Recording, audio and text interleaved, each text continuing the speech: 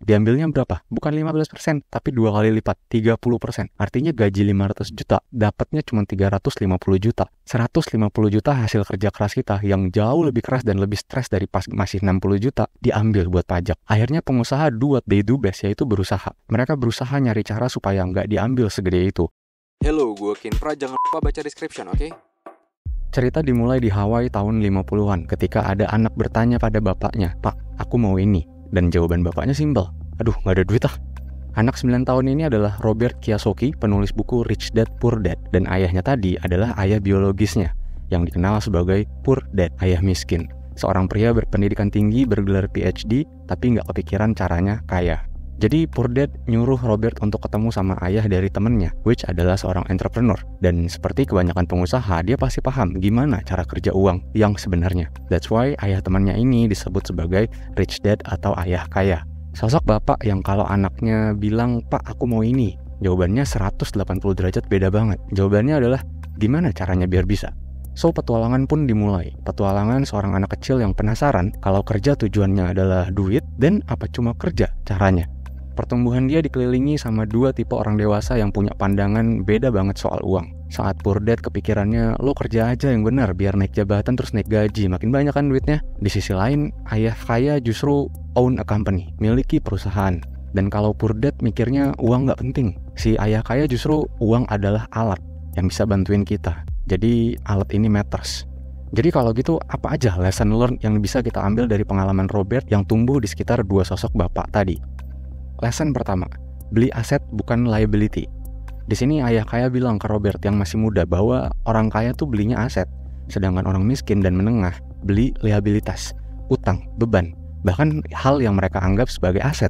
Maksudnya gini, aset adalah segala hal yang kita punya seperti uang cash, investasi, properti, dan lain-lain yang menghasilkan uang intinya. Sedangkan liabilitas adalah hal-hal yang jadi beban alias nggak menghasilkan. Utang mobil pribadi, KPR rumah pribadi, pinjol nonton Coldplay, dan lain-lain. Makin besar aset dibandingkan liability, makin sehatlah keuangan kita. Dan menurut penulis, kalau kita mau kaya, caranya ya cuman itu ternyata. Kita spending, beli sesuatu yang bisa menghasilkan pendapatan, which yang dianggap sebagai aset, dan mengurangi membeli hal-hal yang cuman sekedar mengeluarkan uang. Mungkin kelihatannya obvious banget, padahal nggak juga. Karena beberapa investasi ternyata bisa dilihat sebagai aset, padahal sebetulnya liability.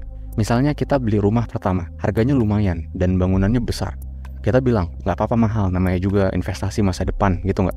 Akhirnya pengeluaran bulanan jadi terkuras untuk KPR. Akhirnya nggak ada sisa uang untuk nabung, nikmatin hidup, apalagi buat investasi. Kecuali kalau rumah itu bisa dijadiin tempat menghasilkan uang, itu beda cerita. Ayah kaya berargumen bahwa the real asset adalah hal-hal seperti bisnis, dan lebih baik lagi kalau kita nggak terlibat langsung di bisnis itu. Jadi ini maksudnya adalah saham, obligasi, termasuk real estate. Intinya adalah apapun yang menghasilkan pendapatan lebih besar dibandingkan pengeluaran, atau hal-hal yang nilainya akan naik, terapresiasi, bukan terdepresiasi. Dan lebih bagus lagi kalau itu semua bisa jalan sendiri.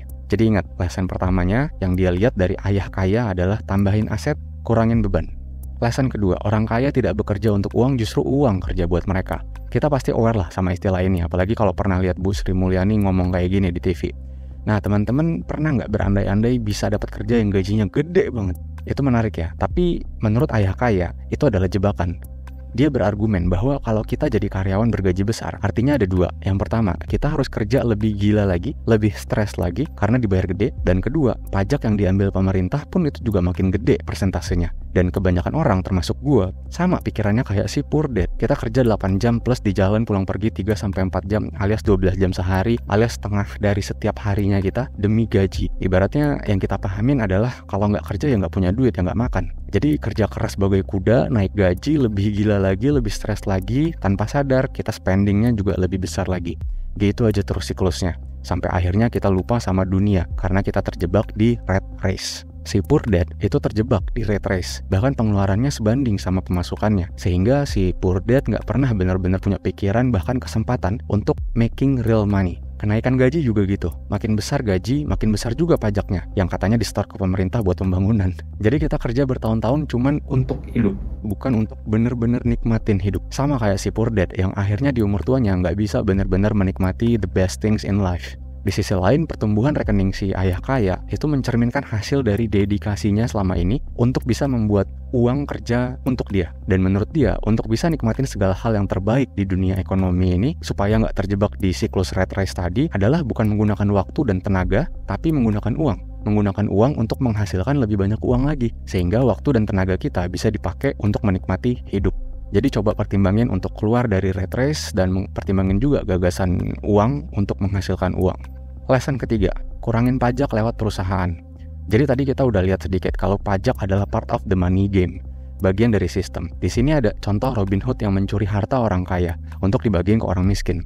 Ayah kaya nggak kayak kita yang lihat Robin Hood is good karena ngebantu yang miskin. Ayah kaya justru nyebut dia crooks, penjahat. Jadi di sini Robert dihadapkan dengan dua pendapat yang lagi-lagi bertentangan dari kedua sosok ayah. Ayah kaya bilang kalau orang miskin itu seperti pemerintah yang ngambilin uang mereka, dan Poor Dad bilang kalau orang kaya itu serakah, jadi harus bayar lebih banyak lagi pajaknya. Kedua argumen bisa jadi benar, tapi Robert di sini sadar bahwa orang kaya menjadi kaya karena mereka membuat semua pengeluarannya efisien. Efisien berarti keluar seminimal mungkin, masuk semaksimal mungkin. Yang pada punya usaha pasti ini relate banget lah ya. Teman-teman misalnya gaji per tahunnya dapat 60 juta, berarti akan diambil pemerintah 5% buat pajak. Udah kerja banting tulang diambil 5%, sebel nggak? Buat yang gaji per tahunnya lebih dari 60 juta, diambilnya 15%, makin sebel nggak? Kerja udah makin gila, potongannya makin gila juga. Bayangin kalau kita one day gaji per tahunnya tembus 500 jutaan, diambilnya berapa? Bukan 15%, tapi 2 kali lipat, 30%. Artinya gaji 500 juta, dapatnya cuma 350 juta. 150 juta hasil kerja keras kita yang jauh lebih keras dan lebih stres dari pas masih 60 juta diambil buat pajak. Nah sekarang bayangin kesalnya orang yang gajinya lebih besar lagi. Akhirnya pengusaha do what they do best, yaitu berusaha. Mereka berusaha nyari cara supaya nggak diambil segede itu. Gimana caranya biar mereka bayar pajak lebih efisien? Nah caranya ada yang ilegal alias kriminal dan ada yang manfaatin celah tapi legal. Namanya tax evasion, penggelapan pajak, dan tax avoidance, penghematan pajak. Tapi itu kita bahas lain kali. Intinya Robert di sini aware kalau ternyata orang kaya nggak bermain dengan aturan hidup yang sama dengan kebanyakan orang kita, para mediocre. Berbagai negara punya ketentuan yang beda-beda terkait pajak, baik untuk individunya ataupun perusahaan-perusahaan yang ada di sana. Intinya, dengan memiliki perusahaan, ayah kaya sebagai wajib pajak individu justru bisa kena potongan pajak yang lebih sedikit. Misalnya, ayah kaya punya mobil mewah tapi dimasukin ke nama perusahaan untuk jadi aset perusahaan. Jadi sebagai individu, pembayaran pajak dia nggak menghitung mobil mewah tadi. Di sisi lain, aturan pajak untuk perusahaan pun juga punya banyak keuntungan ternyata. Pemerintah sering mengeluarkan kebijakan-kebijakan untuk mendorong perusahaan melakukan sesuatu. Misalnya, pemerintah mau memajukan industri mobil listrik. Di awal-awal, untuk perusahaan yang mau berbisnis di industri ini akan dikasih insentif pajak dengan harapan industri ini jadi rame dan Indonesia jadi pemain global. Tapi buat si perusahaan, dia jadi dapat insentif pajak karena melakukan bisnis baru yang lagi digenjot pemerintah, which means bakal laku produk-produknya. Jadi pajak dapat insentif plus revenue beberapa tahun ke depan bisa makin besar. Pinter nggak? Contoh nyatanya adalah Samsung dari Korea Selatan yang lahir pas perang saudara di sana. Coba cek video kita tentang sejarah Samsung, linknya di bawah.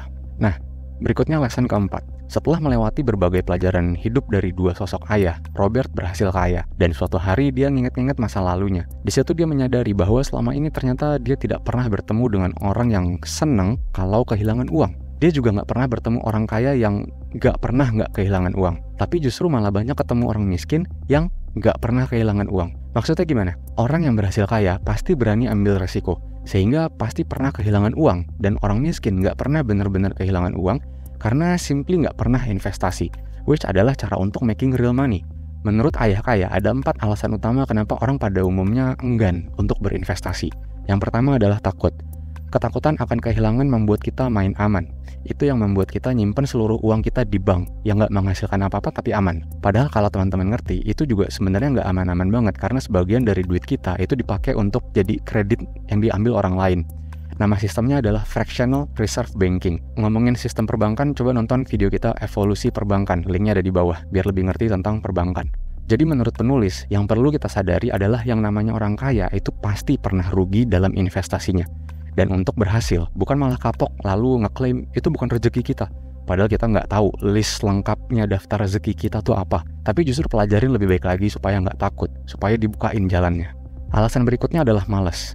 Nah, banyak orang yang merasa capek banget belajar mulu, kerja aja yang bener udah. Sehingga untuk belajar soal investasi pun males untuk ngegali lebih jauh, males eksperimen terus-menerus, iterasi cara-cara sebelumnya, karena terlalu repot dan makan waktu. Tapi ya emang bolanya di kita, bener-bener mau atau cuma sekedar mau. Nah, berikutnya soal kebiasaan buruk. Nah, ini seperti quote-quote terkenal yang biasa dipakai di caption waktu ngepost selfie, bahwa kebiasaan menentukan masa depan. Jadi supaya bisa punya badan kayak The Rock, kita mesti rajin nge-gym, tahu semua ya, ngerti semua tuh. Hal yang sama berlaku di soal keuangan. Nah, ini bisa dimulai dengan nyatet pengeluaran, ngevaluasi pengeluaran, ngutamain budget untuk investasi dulu, baru sisanya buat spending yang bersifat jajan.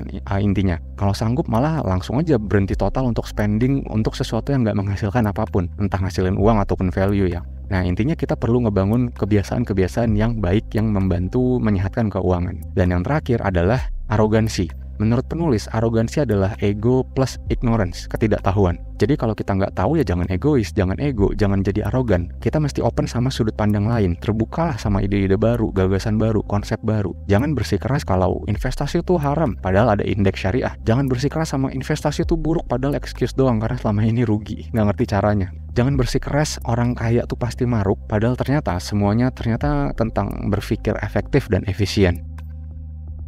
Nah, itu kira-kira summary dari buku Rich Dad Poor Dad dari Robert Kiyosaki. Dan menurut gua, buku ini lebih tepat untuk kontemplasi. Sebelum nyari cara kaya, apa iya cara mikir kita udah kayak orang kaya? Oke, jangan lupa kritisi dan jangan gampang percaya sama konten ini, karena sebagian atau seluruh informasinya di-generate oleh ChatGPT. AI benar-benar makin pintar, tapi bukan berarti pasti benar dan selalu benar dan paling benar. Follow Instagram kita @orelabor.